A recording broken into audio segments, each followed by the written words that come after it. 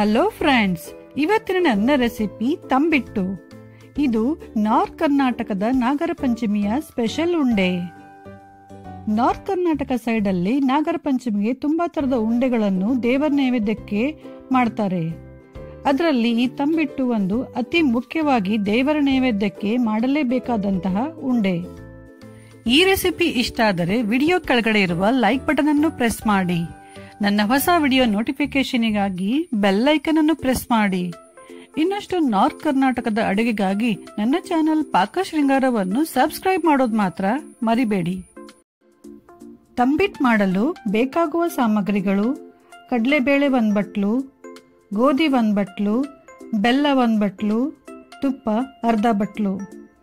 ಗೋಧಿ, ಕಡಲೆಬೇಳೆ ಮತ್ತು ಬೆಲ್ಲ ಎಲ್ಲ ಸಮ ಪ್ರಮಾಣದಲ್ಲಿ ತಗೋಬೇಕು.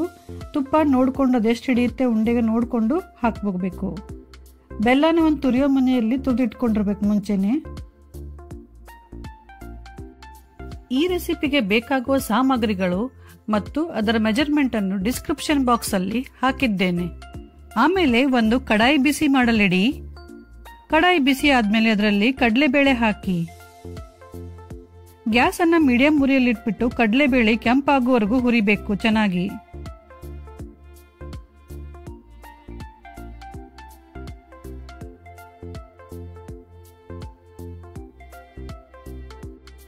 ಈಗ ಕಡಲೆಬೇಳೆ ಚೆನ್ನಾಗಿ ಹುರಿದಿದೆ. ಇದನ್ನು ಒಂದು ಪ್ಲೇಟಿಗೆ ತೆಗೆದಿಟ್ಕೊಳ್ಳಿ. ನಂತರ ಅದೇ ಕಡಾಯಿಯಲ್ಲಿ ಗೋಧಿ ಹಾಕಿ ಗೋಧಿಯನ್ನು ಕೂಡ ಚೆನ್ನಾಗಿ ಹುರಿಬೇಕು.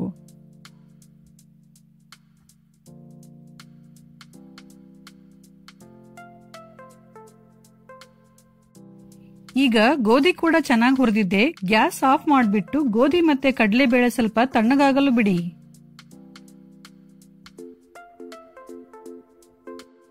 ಹುರಿದಿರುವ ಗೋಧಿ ಮತ್ತು ಕಡಲೆಬೇಳೆ ಸ್ವಲ್ಪ ತಣ್ಣಗಾದ್ಮೇಲೆ ಅವೆರಡನ್ನು ಮಿಕ್ಸಿ ಹಾಕಿ ನೈಸ್ ಆಗಿ ಪುಡಿ ಮಾಡ್ಕೊಳ್ಳಿ.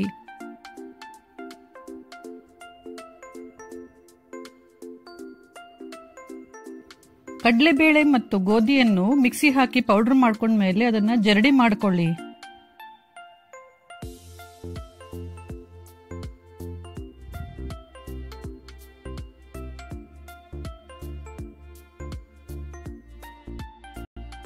ಜರಡಿ ಹಿಡಿದ್ಮೇಲೆ ಆ ಪುಡಿಯನ್ನು ಒಂದು ಕಪ್ಪಲ್ಲಿ ಅಳತೆ ಮಾಡ್ಕೊಳ್ಳಿ.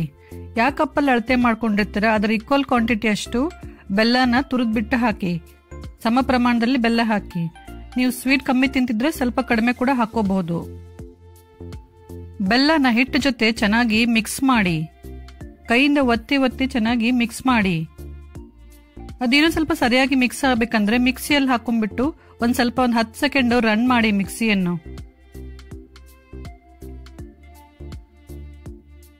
ಆಮೇಲೆ ಆ ಪುಡಿಗೆ ಕರಗಿಸಿ ತುಪ್ಪ ಹಾಕಿ. ತುಪ್ಪನ ಕರಗಿಸ್ಬಿಟ್ಟು ಹಾಕಿ. ಸ್ವಲ್ಪ ತುಪ್ಪ ಹಾಕ್ತಾ ಮಿಕ್ಸ್ ಮಾಡ್ತಾ ಹೋಗಿ.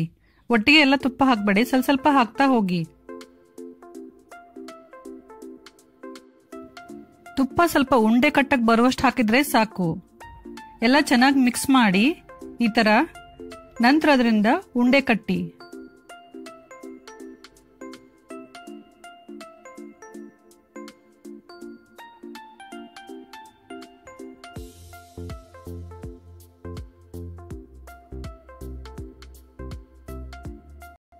ಸೊ ಫ್ರೆಂಡ್ಸ್, ಈಗ ನಾಗರ ಪಂಚಮಿಯ ಸ್ಪೆಷಲ್ ತಂಬಿಟ್ಟು ರೆಡಿಯಾಗಿದೆ. ನಾಗರ ಪಂಚಮಿ ಇನ್ನಷ್ಟು ಉಂಡೆಗಳ ರೆಸಿಪಿ ವಿಡಿಯೋನ ಆದಷ್ಟು ಬೇಗ ನಾನು ಮತ್ತೆ ನಿಮ್ ಜೊತೆ ಶೇರ್ ಮಾಡ್ತೇನೆ. ಈ ವಿಡಿಯೋ ಇಷ್ಟ ಆದರೆ ಲೈಕ್ ಮಾಡಿ, ಶೇರ್ ಮಾಡಿ, ಕಮೆಂಟ್ ಮಾಡಿ. ಹಾಗೂ ನನ್ನ ಚಾನಲ್ ಪಾಕ ಶೃಂಗಾರವನ್ನು ಸಬ್ಸ್ಕ್ರೈಬ್ ಮಾಡೋದು ಮಾತ್ರ ಮರಿಬೇಡಿ. Thank you.